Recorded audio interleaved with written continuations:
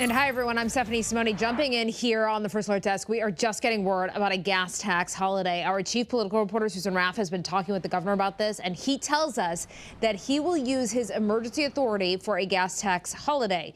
He says details still need to be worked out, but once again, it looks like the governor will be moving forward with this gas tax holiday without the approval of other lawmakers. If we get more information, of course, we'll let you know. On the First Alert Desk, I'm Stephanie Simone, Channel 3 Eyewitness News. Okay.